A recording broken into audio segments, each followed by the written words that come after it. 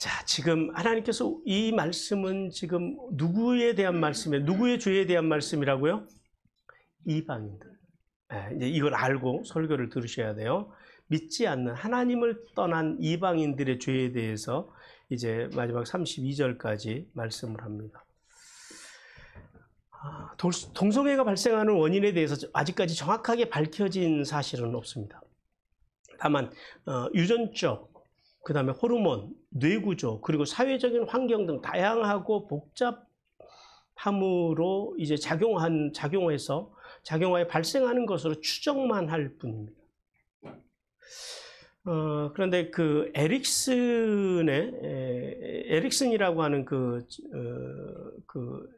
아마 스웨덴 학자일 텐데, 스웨덴의 학자가 있어요. 에릭슨이라고 하는 이 발달 심리를 연구하시는 분인데, 그 에릭슨이 8단계 발달 이론에 의하면은 인간은 간 연령대에서 심지어 사회적으로 형성되는 요소가 있대요. 그런데 먼저 1단계는 어디냐면은 굉장히 중요한 시기인데, 출생서부터 1세까지입니다. 만 1세가 되기까지. 여기서 신뢰감 대 불신감. 그러니까 여기서 신뢰감이 형성되든지 불신감이 형성이 된다는 거예요. 그 다음에 2단계에서는 1세에서 3세까지인데, 여기에서는 자율성이 형성이 되든지 아니면 수치감이나 회의감이 형성이 되든지. 사람은 그냥 한 어른이 되는 게 아니에요. 이런 그 과정을 겪는다라는 거예요. 그 다음에 3단계는 3세에서 5세까지입니다. 그래서 여기서 주도성이 형성이 되든지 아니면 죄책감이 형성이 된다라는 거예요. 그 다음에 4단계는 5세에서 12세까지인데, 여기서 근면성이 형성이 되든지 열등감이 형성이 되고, 그 다음에 5단계에서는 12세에서 18세인데 여기서 정체성이 형성이 돼요. 그러니까 정체성이 형성이 되는지 정체성이 혼란을 갖든지. 그리고 이제 6단계가 바로 이제 성인으로서 전반기인데요. 18세에서 30세까지. 여기에서 친밀감이 형성이 되든지 고독감이 형성이 된다라는. 그리고 이제 7단계에서는 30세부터 65세인데요. 여기서는 그 생산성이 형성이 되든지 아니면 침체감이 형성이 되고, 그리고 8단계에서는 65세 이후에 자아 통합감이 형성이 되든지, 그래 뭐예요? 우리가 소위 말하는 어른이 되시든지, 아니면 절망감 속에서 사는 노인으로 전락할 수가 있다라는 거예요. 이게 이제 각 연령마다 이렇게 형성이 되는 것이 있다라는 거예요. 그래서 이 동성애를 이 에릭슨의 그 그러니까 심리 사회적 그 발달, 그것을 가지고 동성애를 이제 그렇게 이야기하는 분들도 계세요. 동성애 요인을 에릭슨의 발달 단계를 통해서 보면은, 자, 다시 한번 앞으로 좀 가져와 보세요. 그림 한번 보여주세요. 도표. 자, 1세, 출생서부터 1세까지 뭐가 형성이 된다고요? 신뢰감과 불신감. 무슨 말이냐면, 이 1단계 때에 태어나서부터 1세 기간 동안에 부부싸움이 잦은 가정들. 엄마 아버지가 뭐 어쩌다 한 번씩 싸우는 게 아니고요. 거의 그냥 눈만 뜨면 날마다 싸우는 가정들이 있어요. 이런 가정에서 자라는 아이가, 자, 이제 중요한 거는 5단계예요. 12세에서 18세에 정체성이 형성이 된다 그랬죠. 정체성이 형성이 되든지 정체성이 혼란이 오든지 둘 중에 여기서 이제 이게 결정이 된다라는 거예요. 그러니까 12세에서 18세가 되었을 때에 남성으로서 여성으로서의 정체성이 형성이 돼야 되는데 여기서 혼란이 와버린다라는 거예요. 왜 그럴까요? 신뢰감이 없다라는 거예요. 0세에서 1세 때 쌓였던 그 신뢰감. 이성에 대한 신뢰감이 무너져 버렸다라는 거예요. 이성은 그렇게 늘 0세에서 1세 사이에 늘 싸우고 살았던 그 부모 밑에서 자란 자녀들은요, 크고 나면은 이제 정체성이 형성이 될 때 이성은 불편한 것으로 온다라는 거예요. 그러면은 어쨌든 그러면은 이제 성을 뭔가를 관심은 가잖아요. 그럼 자연적으로 어디에 관심을 갖기 시작할까요? 동성에 관심을 갖기 시작한다. 그래서 이런 가정에서 자란 사람들이 다 그런 건 아니고요. 통계적으로 동성애에 빠지는 사람들이 이런 과정을 겪은 사람들이 동성애자가 될 가능성이 높다라고 이야기합니다. 이제 다시 넘어오세요. 그래서 사실 이러한 학설도 정확한 학설은 아니에요. 그러나 통계적으로 건강한 부모 밑에서 통계적으로 어떤 자녀가 자라나요? 건강한 자녀가 자라나듯이 또 불행한 부모 밑에서 불행한 자녀가 통계적으로 나오듯이 이게 상당히 어떻든 그래도 가장 동성애자가 발생하는 데 있어서 심리사회적인 설명으로 그렇게 보여집니다. 자, 하나님께서는 이제 본격적으로 이제 본론이 시작되는 1장 18절부터 20절까지 불의로 진리를 막는 인간의 죄악에 대해서 하나님께서 진노를 선언하셨습니다. 그리고 우리가 지지난주부터 봤던 11절과 23절을 통해서는요, 양심과 자연 만물을 통해서 하나님을 알 수 있음에도 불구하고 누가요? 이방인들이 하나님을 알 수 있음에도 불구하고 천지 만물을 창조하신 하나님을 경배하지도 않고 도리어 그 불멸의 하나님의 형상을 뭘로 바꿔버렸다고요? 썩어질 금수에, 부패할 금수에, 짐승의 형상을 한 우상으로 바꿔버리는 종교적인 죄에 대해서 21절에서 23절까지 말씀을 했어요. 그리고 이제 그 24절부터 이제 오늘 31절, 오늘 본문 마무리인 31절까지는 그렇게 하나님을 떠난 이런 종교적인 죄악 속에 살아가는 이방인들에게서 나타나는 이 성적인 죄악, 그러니까 도덕적인 죄악에 대해서 말씀해요. 이 성적인 죄악을 비롯한 도덕적인 죄악 21가지에 대해서 이제 이 본문 속에서 말씀합니다. 그리고 마지막 32절에서는요. 이러한 그 이방인들의 죄악에 임하는 하나님의 최종 형벌이 뭐라고요? 사형에 대해서 말씀을 하십니다. 자, 오늘 이제 본문을 통해 주시는 하나님의 음성인데요. 첫 번째 음성 같이 듣겠습니다. 시작. 영원하신 왕이신 하나님을 온전히 섬기며 하나님의 질서를 따라 살기 위해 발버둥치는 성도를 기뻐하신다. 24절과 25절에서 하나님께서는 경건치 않음과 불의로 인해서, 불의가 뭐라고요? 부정한 행위가 불의라고 그랬습니다. 뭐가 부정한 행위예요? 하나님의 말씀과 말씀으로 살지 않는 것이 부정한 행위라고 그랬어요. 그 불의로 인해서 하나님의 진노를 산 이방인들의 운명과 그들의 성적인 타락에 대해서 말씀합니다. 먼저 24절 상반절에서 바울이 양심과 만물을 통해서 하나님을 알았음에도 불구하고 불경건함과 불의로 각종 우상을 만들어서 종교적으로 타락한 이방인들에게 임하는 하나님의 이 진노, 하나님의 형벌이 뭐라고요? 유기라는 거예요. 다른 말로 하면 방치라고 합니다. 방치의 형벌이 그들에게 임했다라는 거예요. 오늘 24절 보세요. 오늘 본문에 보니 그러죠. 그러므로 하나님께서 그들을 내버려 두사라고 그래요. 내버려 두사. 여기서 그 내버려 두다라고 하는 말이 어떤 말씀이냐면은 이게 헬라어로 파레도켄이라고 그래요. 그냥 모른 척하고 안 보고 놔두는 것이 그런 의미가 아니고 이게 어떤 의미냐면 고의적으로 넘겨준다라는 거예요. 고의적으로 내주거나 넘겨준다라는 의미가 이 파라도켄이에요. 즉 어떤 거냐면 마치 우리가 돈을 받고 옛날 고대 시대에는 돈을 받고 노예를 사고 팔기도 했잖아요. 오늘날도 마찬가지예요. 이렇게 돈을 받고 상거래하듯이 물건을 주고 팔듯이 하나님을 거부한 이방인들에게 하나님께서는요, 조금의 은혜도 베풀지 아니하시고 그들이 원하는 방식, 그 이방인들이 살고 싶어하는 그 방식대로 살도록 그들을 죄 가운데 어떻게 했다고요? 그대로 넘겨주셨다는 거예요. 이게 지금 그런 의미예요. 하나님께서. 그리고 하나님께서 그들의 마음의 정욕대로 그럽니다. 여기서 정욕이라고 하는 말, 그러니까 정욕대로라고 하는 말이 직역을 하면 이렇게 돼요. 모든 악한 욕망들 안에서 말해요. 욕망들 안에서 그들이 갖는, 그러니까 이 욕망은 지금 누구 안에 있는 거예요? 이방인들 안에 있는 욕망.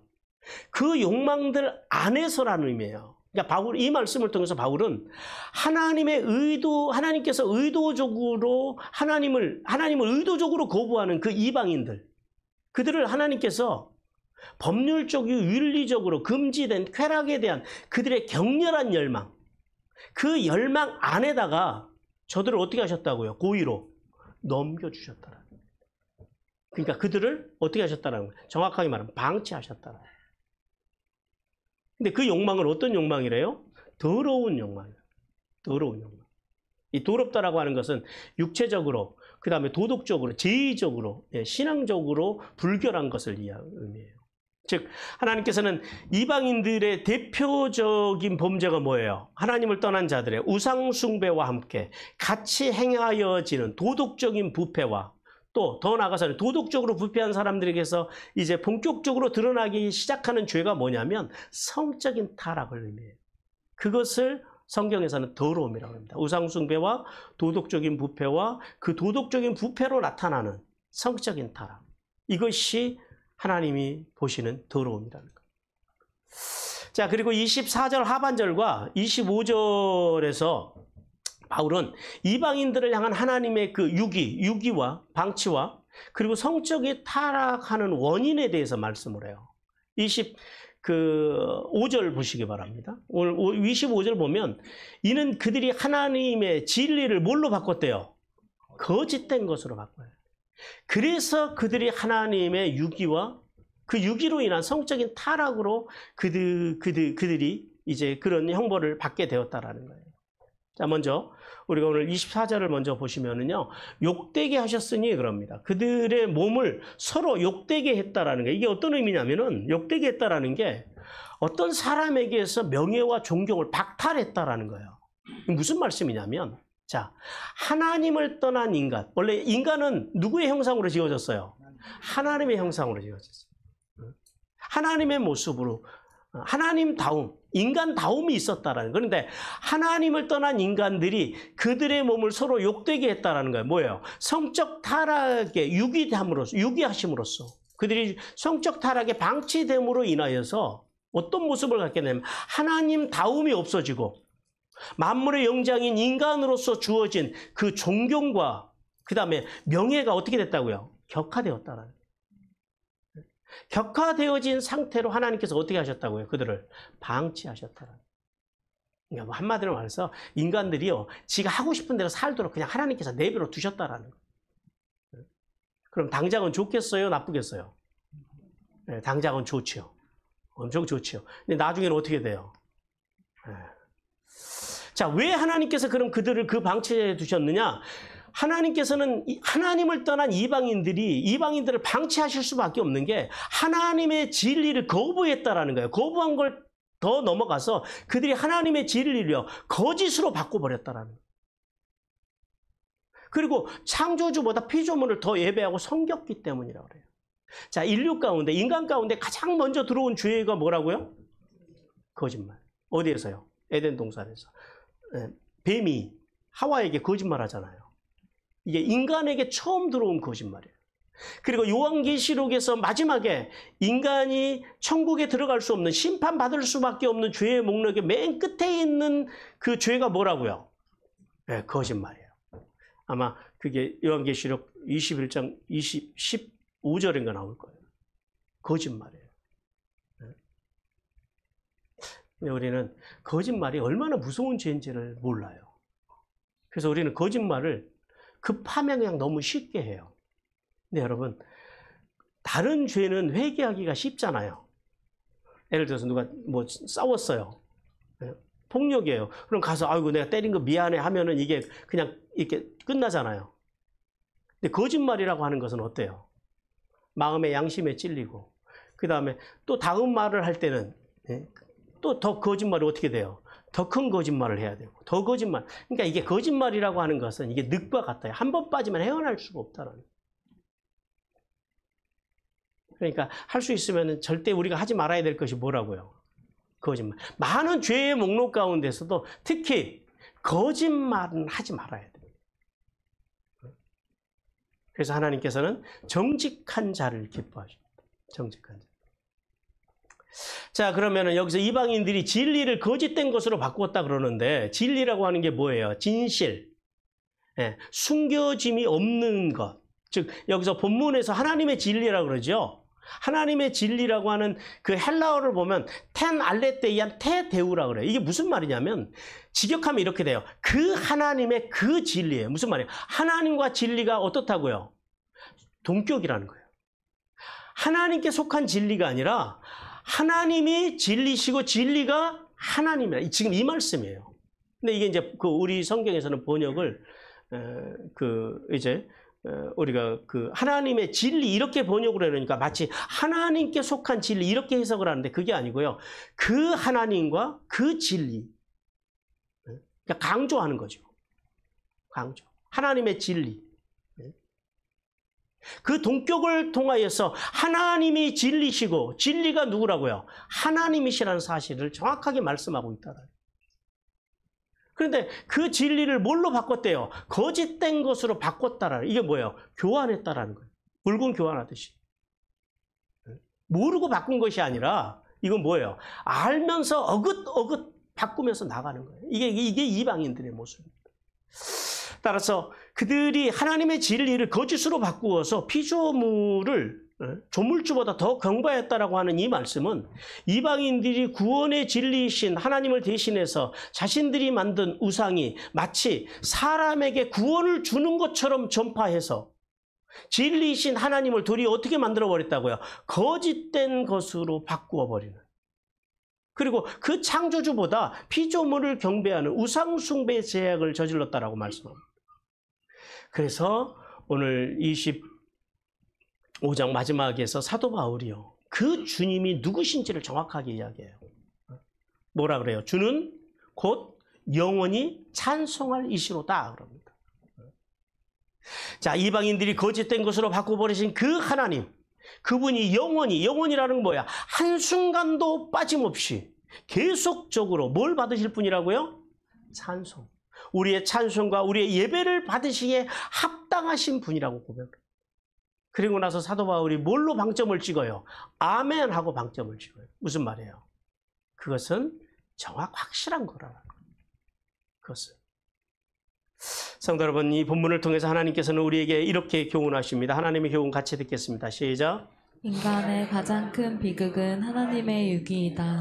예, 하나님께서는 오늘 본문 24절과 그리고 26절과 28절에서 내버려 두사라는 말씀을요, 3번을 반복을 하십니다. 이 사실을 통해서 인간이 받은 하나님의 최고의 형벌이 뭐라고요? 유기, 방치라고 말씀해요.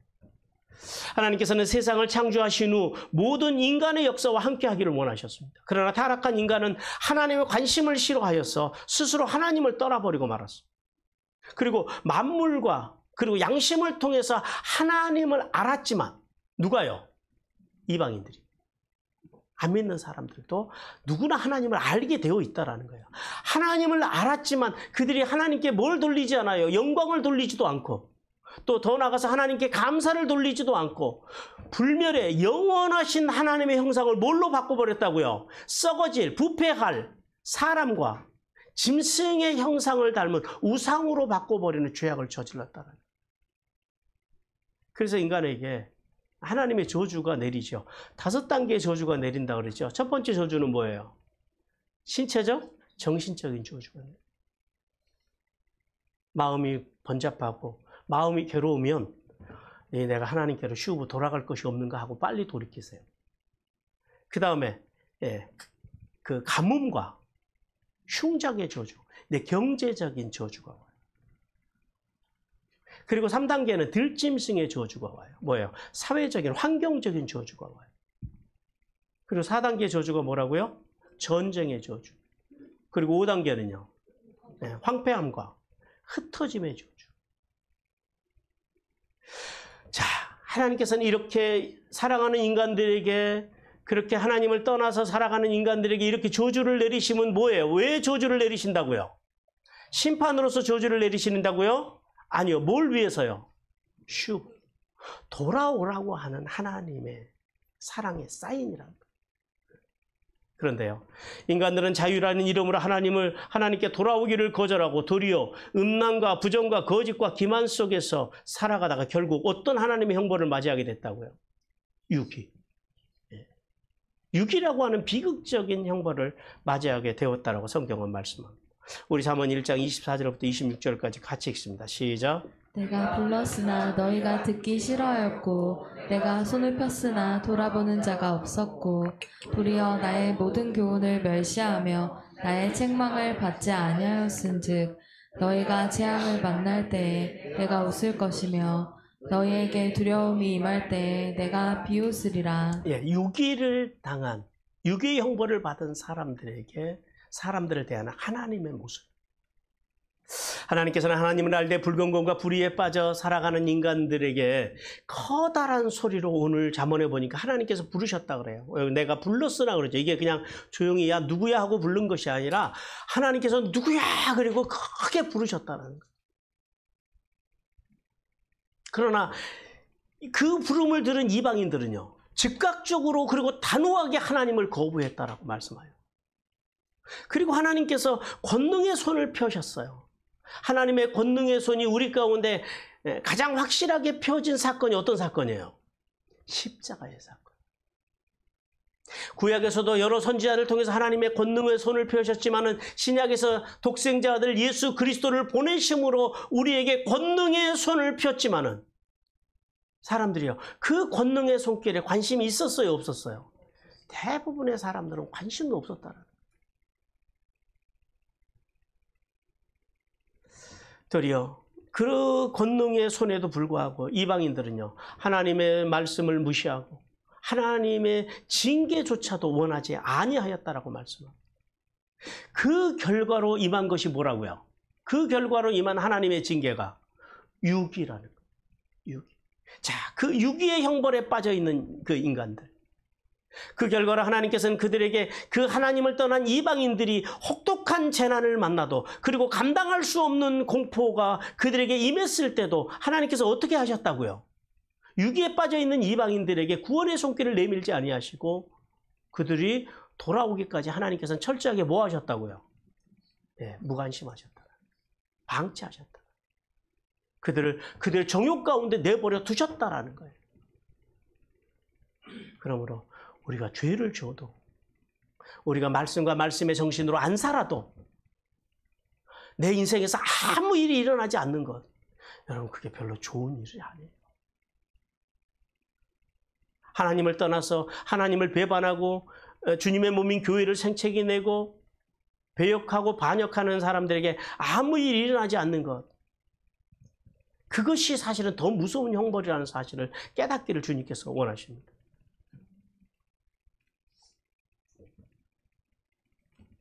따라서 성도는 두 가지를 깨달아야 돼요.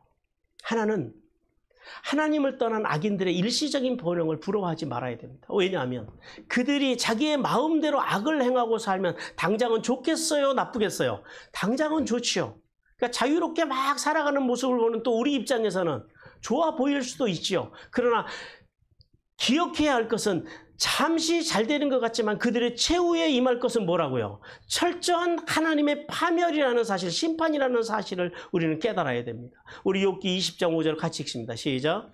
악인이 이긴다는 자랑도 잠시요 경건하지 못한 자의 즐거움도 잠깐이니라. 잠시와 잠깐이라는 거예요. 그거 보고 일희일비하지 말라라는 거예요. 악인의 형통함을 보고 이 땅에서 하나님 왜 그럴 수 있습니까? 라고 하지 말라라는 거예요. 그 너머를 볼 수 있는 신앙을 가지라라는 거예요. 그리고 또 하나는 하나님께서는 슈브, 즉 하나님의 말씀과 말씀의 정신으로 돌아가는 길만이 이 땅에서부터 하나님의 나라를 누리며 행복하게 살 수 있는 길이라고 말씀합니다. 왜냐하면 인간은 하나님께로 돌아가서 거룩이 뭐라고요? 하나님을 닮아가는 삶, 하나님을 닮아가는 것, 하나님을 닮고자 발버둥 칠 때만 하나님께서 그때 그 인생 가운데 개입하신다라는 거예요. 그래서 하나님께서는 우리를 어떤 길로요? 가장 선한 길로, 그리고 가장 바른 길로, 그리고 가장 형통한 길로 인도하셔서 영원한 구원의 나라에까지 이르게 하신다는 사실을 깨닫기를 주님께서 원하십니다. 우리 사도행전 28장 27절 같이 읽습니다. 시작. 이 백성들의 마음이 우둔하여져서 그 뒤로는 둔하게 듣고 그 눈은 감았으니 이는 눈으로 보고 귀로 듣고 마음으로 깨달아 돌아오면 내가 고쳐줄까 함이라 하였으니. 네, 하나님께서 어떻게 하신다고요? 돌아오면 고쳐주신다. 네, 고쳐주셔서 우리를 어느 길로요? 선한 길로, 바른 길로, 가장 안전하고 형통한 길로 우리 인생을 인도하시겠다고 약속하십니다. 그러므로 성도는 인간이 당하는 가장 무서운 형벌이 육이라는 사실을 깨닫고 날마다 하나님을 의뢰함으로 하나님의 간섭과 보살핌 속에서 주님의 깊은 사랑을 만끽하고 사는 복된 삶이 되시기를 주님께서 원하십니다. 그리고 계속해서 26절과 27절을 통해서 하나님께서는 양심과 만물을 통해서 하나님을 알았지만은 우상 숭배에 빠진 이방인들에게 하나님의 유괴 형벌이 내려진 결과, 그 결과로 나타나는 죄악, 그게 뭐라고요? 비정상적인 성적인 타락에 대해서 말씀을 하십니다. 26절에 보니까요, 26절에서 바울은 하나님께서 유괴의 형벌 가운데 인간을 부끄러운 욕심에 내버려 두신 그 결과로 나타나는 것이 뭐냐면 정상적인 성관계 대신에 매춘이나 동성애와 같은 비정상적인 성관계를 자행하게 되었다라고 말씀합니다. 26절 보십시오. 이때에 하나님께서 그들을 부끄러운 욕심에 내버려 두셨으니 그러죠. 부끄러운 욕심이라고 하는 게 뭐냐면 직역을 하면 이렇게 돼요. 수치의 욕정이에요. 수치의 욕정. 원문 그대로 번역을 하면. 근데 이게 수치의 욕정이라고 하는 게 어떤 의미를 갖냐면은 자기 의지로 억제할 수 없는 강력한 이 성적인 애착. 그러니까 성도착증이죠. 한마디로 말하면. 자기 이성으로 통제가 되지 않는 그런 성적인 질병을 이야기합니다. 그리고 그 질병이 하나님께서 어떻게 하셨다? 욕심대로 내버려 두사라고 그래요. 그러한 성적인, 강력한 성적인 애착에 내버려 두셨다. 이게 내버려 두셨다라는 게 뭐냐면 파라디도미, 즉 내어주다라는 거예요. 즉 하나님께서는 이방인들을 버린 결과로 그들에게 유기와 방치 형벌을 주셨잖아요. 그 결과로 나타나는 게 뭐예요? 수치의 욕정, 즉 바로 매춘과 동성애라는 거예요. 거기에 하나님께서 그대로 그들을 어떻게 하셨다고? 내어주셨다라는 거예요. 그들이 하고 싶은 대로 그냥 놔두셨다라는 거예요. 그리고 계속해서 곧 그들의 여자들도 순리대로 쓸 것을 바꾸어 그럽니다. 순리대로 하는 말이 무슨 말이냐면 자연의 질서를 따라서. 자연의 질서를 누가 세우셨어요? 하나님의 질서에 따라서 이런 의미예요. 그 다음에 영리가 그럼 뭐예요? 그 다음에 영리로 쓰며 그러죠. 영리는 반대되는 게 파라피신이라고 그래요. 헬라어로는. 하나님의 자연의 질서를 거슬린다라는 거예요. 자연 질서를 거스리다라고 하는 의미예요. 자, 바울은 하나님을 떠난 이방인 여인들이 자연 질서를 따르는 성적인 방식을 버리고 여자들끼리 동성애하는 성적 쾌락과 그리고 매춘이라고 하는 성적 타락에 빠졌다라고 말씀합니다. 여러분, 그 로마 사도 바울이 살던 그 로마 시대가 시대가 굉장히 성적으로 부도덕한 그리고 성적으로 만연한 시대들입니다. 그 역사를 공부해 보면 위대한 제국들이 무너지는 이유 중에 가장 큰 이유가 뭐냐면 다 성적인 것과 연결이 있어요. 성경에서도 마찬가지입니다. 근데 이 로마 시대, 사도 바울의 로마 시대가 얼마나 성적으로 타락한 세대였냐면은 그 시대를 살아가던 로마를 살아가던 귀부인들 있잖아요. 그 귀부인들이면은 가진 것이 많고 그리고 배운 것이 많은 여자들 아니에요. 그런데 로마 사회 속에서 귀부인들 중에서 정절을 지키는 여자를 찾아보기가 힘든 시대였다라는 거예요. 그 시대가. 그래서 그 시대에 그 시대의 그 여성들에 대해서 로마의 천학자였던 세네카가 이런 말을 했어요. 여인들은 이혼을 하기 위해서 결혼을 했고 결혼을 하기 위해서 이혼을 했다. 이렇게 말해요. 그러니까 결혼은 사실은 왜 하는 거예요? 살려고 하는 거잖아요. 근데 그 시대의 여자들은 이혼을 하기 위해서 결혼을 해요. 그리고 또 결혼을 한 다음에는요. 또 또 결혼을 하기 위해서 또 이혼을 해요. 이렇게 살았다라는 거예요. 그래서 그 시대의 그 로마 역사들 보면은 한 여자는 5년 동안 자그마치 8번이나 결혼을 했다 그래요. 그럼 거의 뭐 한 8개월? 8개월 뭐 이 정도 만에 한 번씩 결혼을 하는 거예요. 네? 그렇죠. 근데 예, 더 미친 사람이 있어요. 더 미친 사람이. 누구냐면은 그 시대 글라우디오 황제 때에 그의 황후였던 아그리빠나라고 하는 여자가 있었습니다. 근데 황후잖아요. 황제의 부인이잖아요.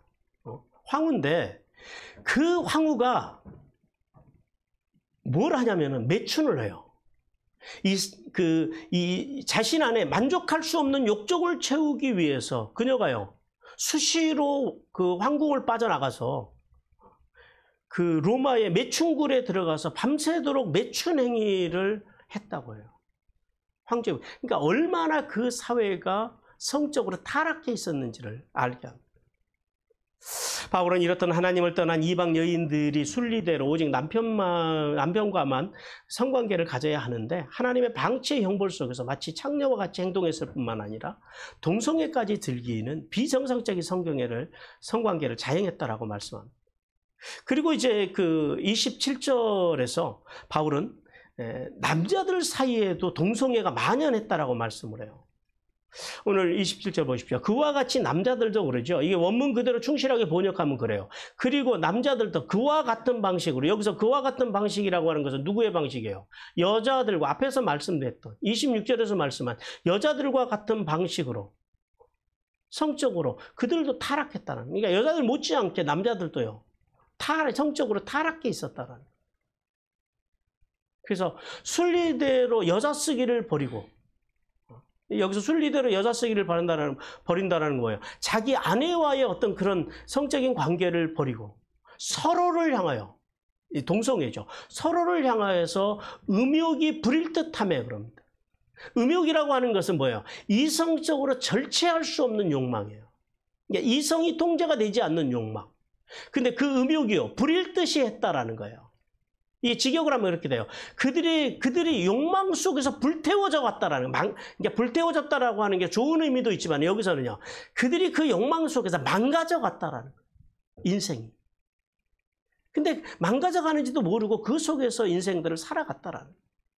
바울은 하나님을 떠난 이방 남자들이 창조의 질서를 따라서 사용해야 할 성을 남자가 남자를 향해서, 즉 동성애라는 이 변태적인 성적 욕망에 사로잡혀서 타올랐다라고 말씀합니다. 그리고 이제 마지막 27절 마지막에서 그래요. 그들이 그릇된 상당한 보응을 그들 자신이 받았느니라 그럽니다. 그래서 그 결과로 바울이 24절부터 말씀한 하나님의 유기의 형벌 속에서 나타난 이 이방인들의 영적 타락이 반드시 있어야 할 하나님의 보응을 그들이 받았다라는 거예요. 여기서 우리 성경에서는 상당한 보응이라고 그러죠. 이 상당한이라고 하는 말이 반드시라고 하는 말입니다. 반드시 받아야 할 보응, 이런 의미예요. 근데 이게 보응이 정확하게 어떤 보응인지는 성경에 나와 있지는 않아요. 그래서 대략 한 2가지의 보응을 이야기해요. 어떤 학자들은 이 동성애자들이 겪는 보응, 그들이 당한 보응이, 그 동성애자들은 늘 죄책감 속에서 살아간답니다. 아닌 척해도. 그리고 또 하나는 불면증을 많이 겪는데요, 동성애자들이. 그리고 이 정서적인 중압감, 그 다음에 절망감, 이것을 이제 보응이라고도 하고, 또 어떤 신학자들은 동성애의 대표적인 질병이 뭐죠? 에이즈. 에이즈와 같은 성병이라고 말하는 신학자들도 있습니다. 성도 여러분, 하나님께서는 본문을 통해서 우리에게 2가지를 교훈하십니다. 첫 번째 교훈 같이 듣겠습니다. 시작. 인간의 비정상적인 말과 행동은 하나님과의 관계가 비정상적이기 때문이다. 타락한 인간이 순리대로 쓸 것을 바꾸어서 영리로 쓰는 것은 단순한 범죄 행위가 아니라 본질적으로 뭐가 잘못되어 있다는 거야. 하나님과의 관계가 비정상적이라. 하나님과의 관계가 벗어겨져 있기 때문이라는 거야. 즉 근본적으로 하나님에 대한 경외가 없기 때문에 비정상적인 행동, 즉 동성애와 그 다음에 불륜과 살인과 도둑질과 거짓과 사기와 같은 죄악을 행하면서 살아간다는 사실입니다. 마찬가지로 교회를 다니지만은 많은 성도들이 순종신앙이 아니라 어떤 신앙으로 살아가는 성도들이 대다수예요. 정성신앙, 바알신앙. 이게 바알신앙과 정성신앙은 같은 맥락입니다. 이런 바알신앙, 즉 정성신앙에 빠져서 종교생활을 하는 이유가 왜 그래요? 왜 사람들이 하나님 앞에 순종신앙을 갖지 못해요? 하나님과의 관계에 뭐가 없어요? 말씀 중심, 그리고 인격신앙 중심이 되지 못하기 때문에 교회를 다니면서도 신앙, 즉 순종신앙이 아니라 종교생활, 정성 종교생활로 사람들이 이제 빠져든다라는 사실을 우리는 깨달아야 돼요.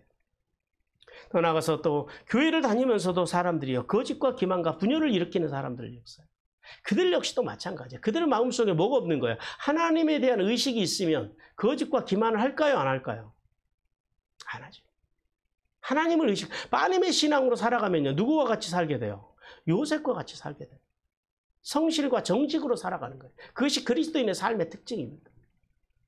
의와 거룩과 진리로 살아가는 게 그리스도인의 삶이에요. 신앙생활하는 사람들의 삶이라는 거예요. 따라서는 사회나 교회 안에서 일어나는 이 영리 현상들을 바로잡기 위해서는, 그러면 이제 우리는 뭘 해야 될까요? 하나님과의 바른 관계를 회복해야 돼요. 그러면 어떻게 하나님과의 바른 관계를 회복할 수 있을까요? 우리 역대하 7장 14절 같이 읽겠습니다. 시작. 내 이름으로 일컫는 내 백성이 그들의 악한 길에서 떠나 스스로 낮추고 기도하여 내 얼굴을 찾으면 내가 하늘에서 듣고 그들의 죄를 사하고 그들의 땅을 고칠지라. 하나님께서는 오늘 이 역대하 7장 14절을 통해서 우리가 하나님과의 바른 관계를 맺기 위해서 세 가지를 말씀하십니다. 하나는 악한 길에서 떠나라는 거예요. 악한 길은 뭐예요? 세속적인 가치, 그리고 자기 중심적인 삶. 그러니까 하나님의 말씀에서 빗나간 그 삶, 그 삶을 돌이켜서 그 삶에서 돌아와서 말씀과 말씀의 정신으로 살아가는 삶. 그렇게 살기 위해서 발버둥 치는 삶으로 돌아와야 된다는 거예요. 이것이 그래야지 하나님과의 좋은 관계로, 바른 관계를 맺을 수 있는 첫 번째 조건이고요. 두 번째는 스스로 낮추어 기도해야 된다는 거예요. 여러분, 스스로 낮춘다라는 게 어떤 나를 겸손하게 내린다, 단순히 이런 의미가 아니에요. 이게 그 전쟁 용어입니다. 원어로 보면은 전쟁에 패해서 굴복하는 것을 이야기해요. 여기서 낮춘다라고 하면 자기 스스로 낮추는 게 아니에요. 어찌할 수 없이 낮추는 것을 이야기하는 거예요. 전쟁에 졌으니까 싫어도 자존심 굽히고 낮춰야 되는 거예요. 왜요? 그래야지 살거든요. 자, 하나님의 엄청난 은혜 앞에서 어떻게 하라고요? 굴복하라라는 거예요. 고개 빳빳이 쳐들고 저항하지 말라라는 거예요. 기분이 좋으면 하나님의 말씀에 굴복하고 자기를 낮추고, 기분이 나쁘면 하나님 그건 아니죠, 이런 신앙생활은 안 된다라는 거예요. 그건 낮추는 게 아니에요. 내가 어떤 삶을 살아가든지 어떤 컨디션을 가지고 있든지 간에 그것이 하나님의 말씀이면 순종하고, 순종이 안 되면 복종하고, 복종이 안 되면은요 맹종이라도 하는 거예요. 이것이 낮춘다라는 의미예요. 하나님의 말씀이면 어떻게 하라고요? 무조건 낮추라는 거예요. 무조건 무릎 꿇으라는 거예요. 그것이 낮추는 거예요. 그래야지 하나님과의 바른 관계가 맺어진다는 거예요. 내가 좋을 때만 순종하고 안 좋을 때는 순종 안 하면 바른 관계가 되겠어요? 안 되겠어요? 여러분의 자녀들이 기분 좋으면 엄마 말, 아버지 말 듣고 안 들으면, 기분 나쁘면 안 듣고 그러면 자식하고도 바른 관계가 안 되잖아요. 똑같은 원리예요. 그 다음에 세 번째는 하나님의 얼굴을 찾아야 됩니다. 하나님의 얼굴을 찾는다라는 말씀은 시우부의 신앙으로 십자가 앞에 나가서 하나님의 돌보심과 자비와 긍휼을 베풀어 주시기를 위해서 매일 뭐 하라고요? 기도하라. 건강한 성도가 되기 위해서, 하나님과의 바른 관계를 맺는 성도가 되기 위해서 우리가 에베소서에서 5가지를 이야기하잖아요. 마음의 상태가 능력으로 강건해지기를 위해서 기도하라고.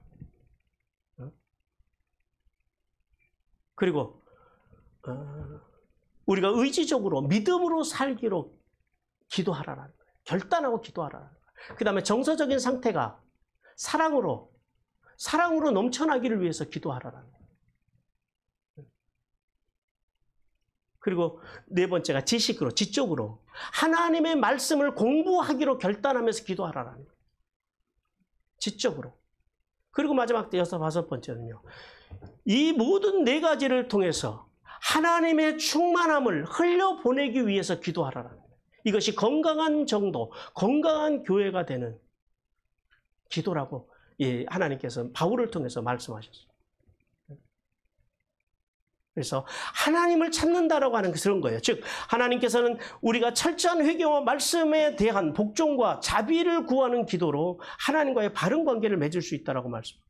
그러므로 성도는 하나님과의 바른 관계를 위해서 늘 말씀의 자리, 예배의 자리, 기도의 자리를 사모하는 성도가 되어서 하나님을 닮아가는 거룩한 삶으로 날마다 자라가기를 주님께서 원하십니다. 2번째 주님의 교훈 같이 읽겠습니다. 시작. 동성애는 절대 용납할 수 없는 죄악이다. 예. 우리가 그런 말이 있죠. 죄는 미워하되 사람은 미워하지 말라라는 거예요. 이게 똑같은 원리예요. 동성애자를 미워하라는 게 아니라 동성애 자체를 거부해야 된다는 거예요. 동성애는 어떤 경우도 용납되어서는 안 된다라는 거예요. 그러니까 예를 들어서 동성애자가 있으면 동성애를 그대로 존중하는 것이 아니라 동성애는 죄악임을 알고 그가 그 속에서 벗어나도록 그래서 그리스도인들이 도와줘야 된다는 거예요. 여러분 동성애라고 하는 것은 역사적으로 보면 굉장히 오래된 역사를 가지고 있습니다. 이 고대 사회, 그러니까 우리가 세계사를 보면은 구석기 시대의 것으로 추정이 되는 고대 동굴 벽화에도 동성애가 등장을 해요. 그러니까 굉장히 오래전부터 인간에게 있었던 죄악이라는 거죠. 성경에서도 동성애는 남자와 여자를 창조하신 하나님의 질서를 거역하는 행위이며 하나님께서 최초로 세우신 가정인 교회를 파괴하는 행위이며 자녀 탄생이라고 하는 하나님의 이 생육, 번속, 충만의 복을 무너뜨리는 무서운 죄악이라고 동성애를 그렇게 성경에서는 이야기합니다. 그래서 성경에서는 동성애를 인간이 가지고 있는 죄악 중에서 우상숭배와 더불어서 가장 무서운 죄악 중에 하나로 취급을 해요. 그래서 동성애를 어떻게 하나님께서 대하시냐면 첫째는 동성애는요 멸망의 원인이 됩니다. 오늘 성경에 보십시오.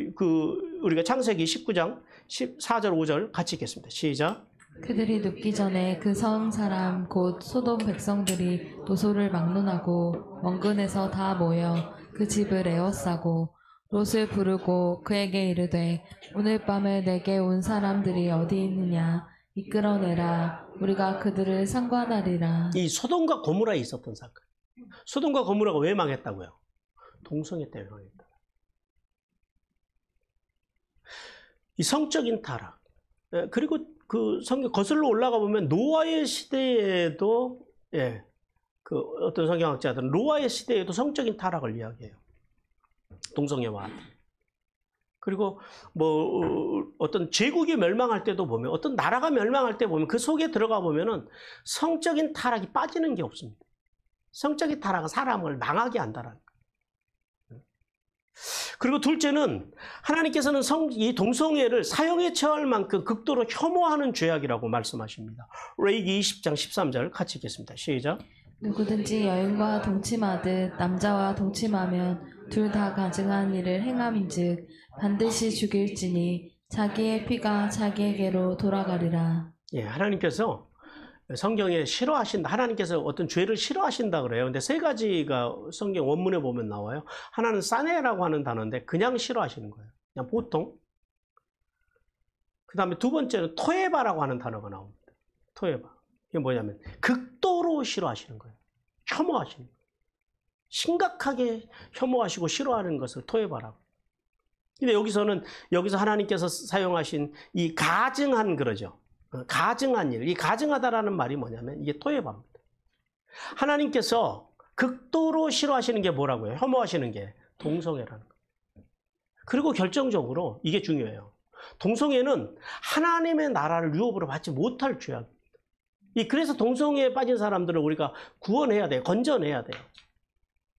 무조건 이게 교회가 반대하고 미워하고 싫어만 할 것이 아니라 그들을요, 그 영혼들을 불쌍히 여겨서 교회가 그들을요, 하나님께로 인도할 수 있는 그러한 지경까지 가야 됩니다. 우리 고린도전서 6장 9절 같이 읽겠습니다. 시작. 무리한 자가 하나님의 나라를 유업으로 받지 못할 줄을 알지 못하느냐. 미혹을 받지 말라. 음행하는 자나 우상 숭배하는 자나 간음하는 자나 탐색하는 자나 남색하는 자나. 예, 남색하는 자. 이 동성애자들은 하나님 앞에서 구원받지 못할 사람의 이제 죄목에 들어갑니다. 그래서 동성애가 무서운 거예요. 동성애. 성은 부부의 사랑과 종족 보존을 위한 하나님의 아름다운 선물이라는 사실을 우리는 깨달아야 됩니다. 따라서 성도는 순리를 따르지 않는 동성애나 불륜과 같은 행위는 하나님의 질서를 향한, 창조 질서를 향한 도전이요, 하나님이 이루어놓으신 가정을 파괴하는 무서운 범죄예요. 하나님께서 짝지어주신 배우자에 대한 배신 행위임을 깨달아야 됩니다. 우리 히브리서 13장 4절 같이 읽습니다. 시작. 모든 사람은 결혼을 귀히 여기고 침소를 더럽히지 않게 하라. 음행하는 자들과 간음하는 자들을 하나님께서 수발하시리라. 그러므로 성도는 모든 자연 만물이 제자리에 있을 때 가장 아름다운 것처럼 성도의 생활도 하나님의 창조의 질서에 따라서 남자와 여자와 결혼이라는 법 아래 있을 때만 아름답다는 사실을 깨닫기를 주님께서 원하십니다. 사랑하는 성도 여러분, 하나님께서 인간에게 내려지는 하나님의 최고의 형벌이 뭐라고요? 유기, 방치라는 사실을 깨닫기를 원하십니다. 따라서 하나님을 떠난 인간, 유기와 방치 속에서 이 땅에서 잘 살아가는 것처럼 보이는 인간들을 뭐 하지 말라고요? 부러워하지 말라. 또한 하나님께서는 사람들이 비정상적으로 말하고 행동하는 것, 가끔가다 우리 그런 사람들을 보잖아요. 저 사람 왜 저래? 왜 저런 말을 하지? 왜 저런 행동을 하지? 하는 사람들의 근본적인 원인이 뭐라고요? 하나님과의 관계가 비정상적이기 때문에 그렇다라는 사실을 깨달아야 돼요. 그래서 우리는 날마다 뭘 회복받아야 된다고요? 하나님과의 바른 관계를 회복해야 돼요. 바른 관계.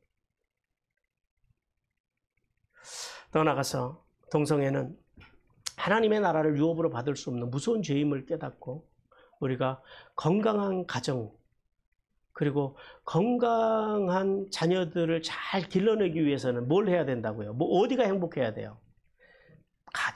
가정 안에서도요, 부부가 행복해야 됩니다. 부부가 하나님 앞에서 늘 행복하고 그렇게 해야지 우리의 자녀들이 아까 에릭슨의 8단계 보셨죠? 우리의 자녀들이 자율성과 신뢰감과 자율성과 주도성과 근면성과 정체감, 좋은 정체감의 형성과 친밀감과 생산성을 가지고 자라게 된다는 사실을 온전히 깨닫기를 주님께서 원하십니다. 우리 시간